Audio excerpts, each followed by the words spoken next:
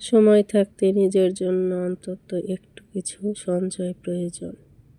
আমার দেখা এমন একজন আছে যে স্বামী ছিল কিন্তু না থাকার মতো। 2টা সন্তানও ছিল।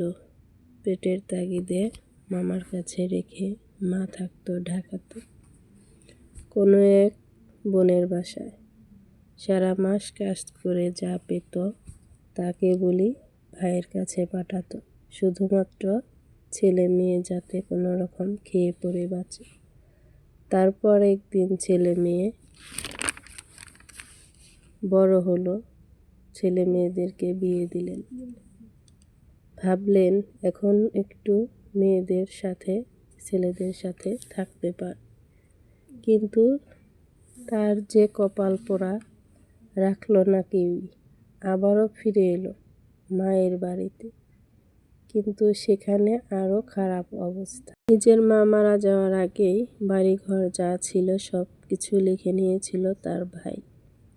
অথচ তারা ভাইয়ের সব পরিবার থাকতো ঢাকাতে, বাড়ি পড়েই থাকতো।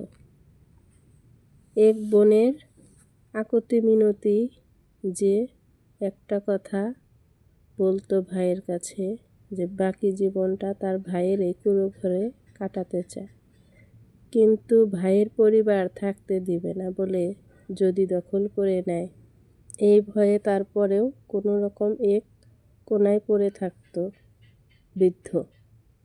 তারপরেও কষ্টের শেষ হলো না।